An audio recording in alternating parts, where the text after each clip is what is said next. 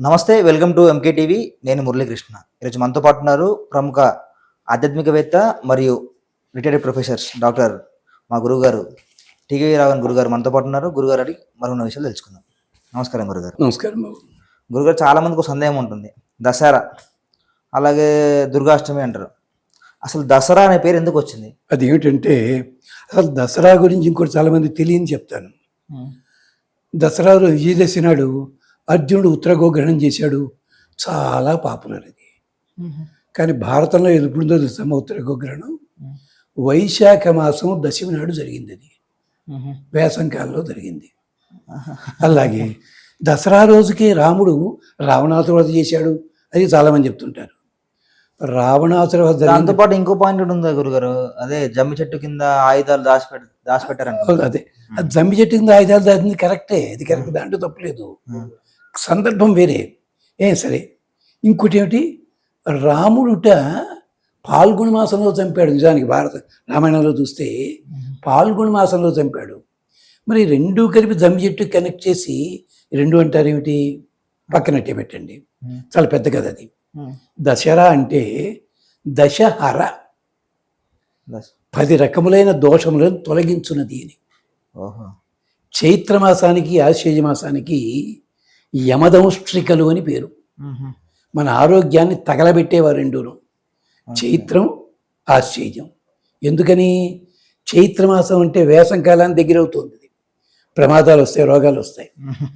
ఆశ్వయుజ మాసం అంటే వర్షాలు పూర్తయిపోతాయి, కొత్తగా పంటలు వేయాల్సి ఈ టైంలో.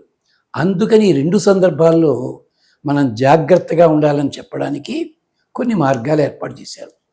ఇంకొక జోక్ ఏమిటంటే, ఇది కూడా ఎవళ్ళు చెప్పరు, అది చెప్తున్నాను. వేదంలో ఉంది, సంవత్సరం అంతా భగవంతుడి రూపమైతే సంవత్సరంలో మొదటి భాగము పురుష భాగము, రెండో భాగము స్త్రీ భాగము. అందుకనే మొదటి భాగంలో చైత్రంలో రాముడిగా వచ్చాడు, రెండో భాగంలో అమ్మవారుగా వచ్చింది. అలాగే దసరాకి చాలా మంది కూడా అదే రావణాసురుని పెట్టి అది చెప్తున్నాను. అంచేత అందుకనే శరత్ ఉత్తర పక్ష, శరద్ ఋతువు ఉందే అంటే ఇప్పుడు ఉన్నది ఎడమ భాగం అన్నమాట. ఆడవాళ్ళు ఏ పక్కన ఉంటారండి? ఇప్పుడు ఎడమ పక్కన. అందుకని శరద్ ఉత్తర పక్ష, ఇది ఇంత ఉంది. సరే, ఇంతకీ ఏమిటంటే బాబు, అమ్మవారు 10 రోజులు యుద్ధం చేసింది రాక్షసులతోటి. 10 రోజులు ఒక్కొక్క రూపంతో వచ్చింది ఆవిడ పేరుతోటి దశహర అయ్యింది. ఎందుకు 10 రోజులు అంటే, మన శరీరంలో కూడా రాక్షసుడు ఉన్నాడు. వాడు ఎవడతారు? మహిషాసురుడు. అంటే మనలో ఉండే అహంకారం. మహ్యాం సేతే ఇది మహిష, భూమండలంలో మన పట్టు పీడించాడు వాడే. వాడి ఆ పొగరమంత్ర కారణం ఏంటి? 10 ఇంద్రియాలు. అందుకని ఉన్నాడు, మహిషాసురుడు లోపల ఉన్నాడు. ఒక్కొక్క ఇంద్రియం ఒక్కొక్క రాక్షసుడిలా వచ్చింది అమ్మవారిని. అందుకని దశహర అది. అంతేకాదు, మన శరీరంలో 9 దశలు 10 ఉంటాయి.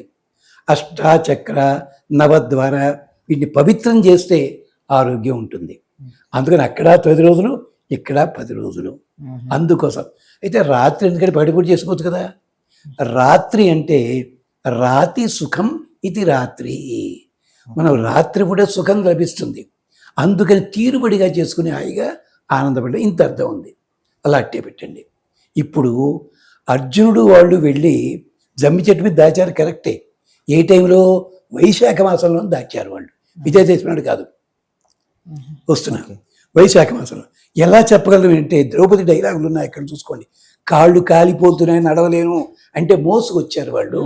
ఊళ్ళోకి వెడుతుండగానే శ్మశానం నుంచి వెడుతున్నారు. మరి ఊళ్ళోకి వెళ్ళి శ్మశానం నుంచి వెళ్ళొచ్చా? అందుకనే జమ్మి చెట్టుకి నమస్కారం పెట్టి ఆయుధాలు అక్కడ దాచారు. ఈ జమ్మి చెట్టు మీదే 15 ఉపన్యాసాలు చెప్పాలి. జమ్మి చెట్టు లోపల అగ్నిదేవుడు ఉంటాడు ఆయన, అందుకని అక్కడ అట్టే పెట్టాడు. సరిగ్గా సంవత్సరం తర్వాత యుద్ధానికని వచ్చాడు. దసరా రోజులో రాలేదు, మళ్ళీ వైశాఖ మాసంలోనే వచ్చాడు. ఆ జమ్మి చెట్టు మీద తీసే ముందు అయితే దసరాకి ఎలా కలిపారు వీళ్ళు వెడుతూ దుర్గా స్తోత్రం చేశారు అక్కడ. అందుకని మన వాళ్ళు ఏడు దుర్గా స్తోత్రం దసరాలో కదా అంటారు వీళ్ళు. అది కాదు, దుర్గని ఎందుకు స్తోత్రం చేశారంటే, వాళ్ళు వెడుతూ శ్మశానంలోంచి వెళ్ళారు, తప్పది. జమ్మి చెట్టును చూశారు. నగరానికి బయట దేవత ఉంటుంది, దుర్గా దేవత, నగర దేవత. అందుకని ఆవిడికి దండం పెట్టాడు ధర్మరాజు. సరిగ్గా అదే రోజు సంవత్సరం అయ్యేసరికి యుద్ధం జరిగింది. అందుకని వచ్చాడు గాంధీవం తీసుకెళ్ళాడు. అందుకని శమీతే పాపం శమీ శత్రు వినాశిని అర్జునస్య ధనుర్ధారి అంతవరకు కరెక్టే. మరి రామస్య ప్రియదర్శనం ఎలాగండి? ఇక్కడే పెద్ద పెద్ద పెద్ద పండితులు కూడా పట్టించుకోరు. ఇప్పటికీ మీరు ఒక్కసారి గోదావరి జిల్లాలో అక్కడికి వెడితే క్షత్రియుల ఇళ్లలో ముహూర్తాలు పెట్టాలనుకోండి, తులసి కోట దగ్గర జమ్మికర్ర పాతి ముహూర్తం పెడతారు. లేదా ఊరి చివరికి వెళ్ళి జమ్మి చెట్టు కింద కూర్చుని ముహూర్తాలు పెడతారు. రాముడు యుద్ధానికి వెళ్ళే ముందు పాల్గొన మాసంలో అమావాస్య నాడు యుద్ధం జరిగింది. పాల్గొన కంటే ముందు ఆశ్వేజ మాసంలో ఏం చేశాడు? ముహూర్తం పెట్టినప్పుడు జమ్మి చెట్టు కింద నిలబడి ముహూర్తం పెట్టాడు. అంతేకాదు హనుమంతుడు బయలుదేరింది కూడా ఆశ్వేజ మాసంలోనే బయలుదేరారు వాళ్ళు. ఉన్న రామాయణంలో ఉంది ఆధారం. అక్కడ నిలబడి ముహూర్తం చేశాడు. అందుకని జమ్మి చెట్టు ఏం చేసింది? రామస్య ప్రియదర్శిని. ఇది వచ్చిన గొడవ. ఈ రెండిటిని ఉత్తరాది వాళ్ళు వేరే కారణం చేత కలిపారు. అది కాస్త తెలుగు వాళ్ళు నెత్తిమీద పెట్టి తిరుగుతున్నారు. ఇది నేను చెప్తే మీరు వినరేమోను. పుట్టపర్తి నారాయణాచార్య గారిని సుప్రసిద్ధులైన విద్వాంసులు ఉండేవారు. భారతి మాసి పత్రికలో 67లో ఈ వ్యాసం సంపూర్తిగా రాస్తే ఆనాటి పండితులంతా దండాలిట్టారు ఆయనకి. భారతి పత్రిక 1967లో పుట్టపర్తి నారాయణాచార్య వారు నెల్లూరు వాస్తవ్యులు. ఆయన అద్భుతం. ఆయన జ్ఞానపీఠ రాలేదు అనుకోకుండా వేరే కారణాల చేత పక్కనట్టే పెట్టండి. అది అంచేత దశరాత్రులు అంటే మనలో ఉండే దోషం 10 మంది రాక్షసులను చంపింది ఆవిడ. అది అందుకని దసరా ఉత్సవం. అది దశహర. అందుకని మనం దశరాత్రిని మార్చుకుని దసరా అన్నాం. ఆ 3 తీసేసి దసరాని ఊరుకున్నాం. అక్కడ దశహర పాపదశమి అంటే నిజానికి అంటే విజయదశమి అంటే విజయ పేరు కలిగిన ముహూర్తం. అది ఎలాగంటే అర్జునుడు వెళ్ళాడు. అదేం జరిగింది? వైశాఖము, కృష్ణ శుక్లపక్షము, అనురాధ నక్షత్రము, దశమి తిథి కలిసింది అక్కడ. అందుకని అమ్మవారు అనుగ్రహించింది అక్కడ ఆయన్ని. రాముడు ముహూర్తం పెట్టినప్పుడు జమ్మి చెట్టు కింద నిలబడి చేశాడు. జమ్మి చెట్టుని ఉత్తరాది లోపల బంగారం అని అంటారు. మహారాష్ట్రాలు కూడా మనకి అలవాటు ఉంది. ఇక్కడ బంగారం అంటారు దాన్ని, జమ్మికర్రల్ని. ఇది విశేషము. జమ్మికర్రకున్న గొప్పతనం అది. జమ్మి చెట్టు ఎందుకు అలా పుట్టిందంటే అగ్నిదేవుడు దాంట్లోపల చేరాడు. ఇప్పటికి కూడా యజ్ఞం చేసేవాళ్ళు యజ్ఞం చేస్తూ జమ్మి మొక్కను కూడా పట్టుకొచ్చి దాంట్లో ఉంచుతారు. ఇది విశేషం అనమాట. దీనికోసం దశరాత్రులు. అలాగే గురుగారు, అంటే దశరాత్రులకు ముందు 9 నవరాత్రులు అంటారు కదా. చాలా మంది అనుకుంటారు వినాయక నవరాత్రులు 9 రోజులు వినాయకుడి విగ్రహం పెడతారు. మరి నవరాత్రికి ఎందుకు దుర్గామాత విగ్రహం పెడతారు? అంటే 9 రోజులు ఎందుకు పూజిస్తారు? వినాయకుడు పూజ చేస్తున్నదా? దుర్గా కూడా 9 అవతారాల్లో వచ్చిందండి. ఒక్కొక్క రోజు ఒక్కో రాక్షసుని చంపడానికి ఒక్కో అవతారం ఎత్తి వచ్చింది. దేవి భాగవతంలో ఉన్నాయి అవి. శైలపుత్రి, ముఖం, ఇలా రకరకాల పేర్లు ఉన్నాయి. దాంట్లోనే ఇంకొచ్చిన జోకు జరిగింది. ఓ రాక్షసుడు వచ్చాడు, డమరాసుడు వాడి పేరు. వాడి మీద ఆయుధం ప్రయోగించరా. వాడు ఏమన్నాడు? నేను ఆయుధంతో చావకూడదు అన్నాడు. అమ్మవారు వాడిని చూసి వాడి నడుము ఇలా పట్టుకుని గిరిగిరిలా ఇలా దిక్కింది, చచ్చూరుకున్నాడు వాడు. పాపడు అడిగారు కదా. అందుకని అమ్మవారి చేతిలో డమరుకం ఉంటుంది. డమరుకం అదనమాట.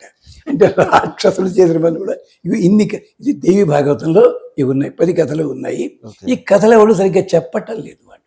అలాగే అమ్మవారి స్వరూపాలు 10 అన్నది ఒక్కొక్క సాంప్రదాయంలో ఒక్కొక్కలా చెప్తారు.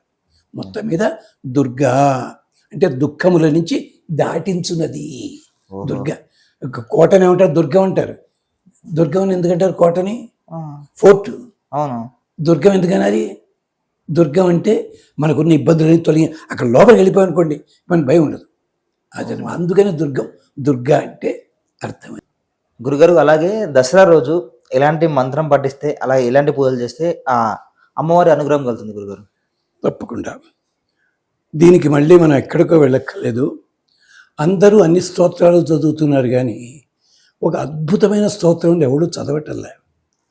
పాండవులు విరాటనగర్లో గడుగు పెట్టేటప్పుడు అక్కడ దుర్గాదేవిని స్తోత్రం చేశాడు ధర్మరాజు. శ్లోకాలు ఎక్కువ ఉండవు, 30 శ్లోకాలు ఉంటాయి. ఆవిడ ప్రత్యక్షం అయ్యింది.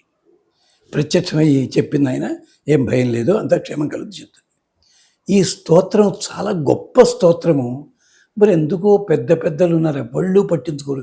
ఎక్కడో లలితా సహస్రం చదవండి, బాలా చదవండి, మరుడు చదవండి చెప్తున్నాడు తప్ప, ధర్మరాజు ఎక్కడ దుర్గాస్తవం అని ఉంది, దాంట్లో ఒక్కటే శ్లోకం చెప్తాను, చెప్పండి. అది సరిపోతుంది. అంటే ఆ రోజు మీరు ఏ సాంప్రదాయంలో ఉన్నా దుర్గాదేవిని స్తోత్రం చేసుకోవచ్చు, లేదా లక్ష్మీదేవి స్తోత్రం చేసుకోవచ్చు, సరస్వతిని కూడా స్తోత్రం చేయొచ్చు. అమ్మవారి 3 రూపాలు అవి. విగ్రహం పెట్టుకోలేకపోయినా చిన్న తమలపాకు మీద పసుపు గౌరవం పెట్టండి, పూజ చేసుకోండి, పసుపు కుంకం వేసి పూజ చేసుకోండి, తప్పేం లేదు. అది 9 రోజులు చేసుకోవచ్చు. చేసుకున్న తర్వాత ఆ పసుపుని ఇంట్లో అట్టే పెట్టుకోవచ్చు, పూసుకోవడానికి వేసుకోండి. లేదు వాటిని నీళ్ళలో కలుపుకుంటే స్నానం చేయొచ్చు. లేదండి అంటారా, దగ్గరలో చెరువులో లీనం చేసేయండి, తప్పేం లేదు. ఇది ఆ రోజే కాదు, ప్రతిరోజు కూడా చదువుకోవచ్చు. అది ఎలాగంటే చాలా శుభమైన శ్లోకం అది. నమస్తే వరదే కృష్ణ కుమారి బ్రహ్మచారిణి కాలార్క సదుషాకారే పూర్ణచంద్ర నిభానని. ఓకే. నమస్తే లేదా నమోస్తు వరదే కృష్ణే కుమారి. నమోస్తు వరదే కృష్ణే, నల్లని స్వరూపం కలిగినదానా. ఎందుకు నల్లని స్వరూపం? పార్వతీదేవి నిజానికి నల్లగానే ఉంటుంది. ఓసారి వివాహం అయిన తర్వాత పరమేశ్వరుడు ఒంటరిగా ఉండగా జోక్ చేస్తూ కాళీ అని పిలిచాట పాపం. ఆవిడ కోపం వచ్చేసింది. అవునులేండి, మీకోసం పడి తెచ్చి లవాడి పిలిచి ఇలా వాడతారు కదా మీరు, ఎందుకు మీకు అక్కడ కూతురు అని తపస్సుకి వెళ్ళిపోయింది ఆవిడ. వెళ్ళిపోయి తపస్సు ఏం చేసింది, ఈ శరీరం నాకు వద్దని చెప్పి. ఈ లోపల రాక్షసుడు సప్లిమెంటరీ క్యాండిడేట్ వేషం వేసుకుని పార్వతి వేషం లోపలికి వెళ్ళాడు, చంపేశాడు స్వామి. ఇది నారదుడు లేపు మోసేశాడు. అమ్మ నువ్వు ఇంట్లో లేకపోతే దీపం పెట్టడానికి ఇంకో పార్వతి వచ్చిందని చెప్పి అనేసరికి వీడికి కోపం వచ్చింది. ఆ కోపంతో శరీరం ఇలా అనేసరికి కోపం బయటకు వచ్చి సింహం కింద మారింది. ఈవిడ శరీరంలో ఉన్న నల్లదనం అంతా బయటకు వచ్చి ఓ అమ్మాయి రూపంలో మారింది. ఈవిడ మంచి గౌరవర్ణంతో వచ్చి నిలబడింది. ఆ సింహానికి బలవుదాం అనుకుంది. బ్రహ్మదేవుడు వచ్చామ్మ, ఇక నుంచి నీ పేరు కాళి కాదు, గౌరీ ఇది అబ్రవీత్, నీ పేరు గౌరీ అయ్యింది. ఈ సింహం నీకు వాహనం అవుతుంది అన్నాడు. మరి నల్ల పిల్ల ఏం కావాలి? ఈ లోపల ఇంద్రుడు వచ్చి అమ్మ ఈ పిల్లని నేను తీసుకెళ్తానే అన్నట్ట. ఇలా చూసినప్పుడు అబ్బాయి అలా అనుకోకమ్మా, ఆవిడ నా చెల్లెలు అంచేత నా చెల్లెల్లా ఉంటుంది అది ఆ అమ్మాయి. ఆవిడ వింధ్య పర్వతాల్లో ఉంటుంది, వింధ్యవాసిని అనే పేరుతోటి రాక్షసంహారం చేస్తున్నాడు. ఇలాగా నమస్తే వరదే, వరములిచుదానా, కృష్ణే కుమారి. కుమారి అంటే పెళ్లి కాని ఆడపిల్లని కాదు అర్థం అక్కడ. కుమారి దుర్మార్గములను నశింపజేసేదానా, 8 ఏళ్ల వయసు. కుమారి బ్రహ్మచారిణి. బ్రహ్మచారిణి అంటే మళ్ళీ బ్రహ్మచారిణి అంటే అర్థం ఇది కాదండి. బ్రహ్మ అంటే పరమాత్మతత్వం. పరమాత్మతత్వమును సక్రమంగా అర్థం చేసుకున్నది, చరించున్నది, అంటే నిరంతరము పరమాత్మతోటే కలిసి ఉండేది. నమస్తే బ్రహ్మచారిణి కాలార్క సదృశాకారే. సూర్యుడు నల్లగా ఉంటాడా? ఉండడే. కానీ సూర్యకాంతి విపరీతంగా ఉంటే మీరు చూస్తే తెల్లగా కనిపించడు, నల్లగా కనిపిస్తాడు. అవును, అది కాలార్క సదృశాకారే. అంటే అంతటి గొప్ప కాంతి కలిగిన దానివమ్మ నువ్వు. కాలార్క సదృశాకారే పూర్ణచంద్ర నిభానని. చంద్రుడైనా సగం సగం ఉంటాడు, కానీ నువ్వు పూర్తి చంద్రుడు, 16 కళలతోటి ఉంటాయి, మొహంలో కళ ఉంటుంది, మచ్చ కూడా ఉండదు. అలాంటి దానివి తల్లి నన్ను రక్షించు. ఇది ధర్మరాజు అన్నమాట. కృష్ణి అని అండంలో చిన్న చమత్కారం ఉంది. కృష్ణుడితో పాటుగా పుట్టింది కాళికాదేవి, యోగమాయ రూపంలో పుట్టింది. ఇక్కడ కృష్ణుగా, ఇక్కడ కాళిక, ఇక్కడ తారుమారయ్యారు. ఎందుకని అదే అంటాడు ధర్మరాజు. యశోద గర్భ సంభూత అని మొదలుపెట్టి 35 శ్లోకాలు, అవి 35 కంటే 23 ఉంటాయి, మిగిలిన వర్ణన ఉంటుంది.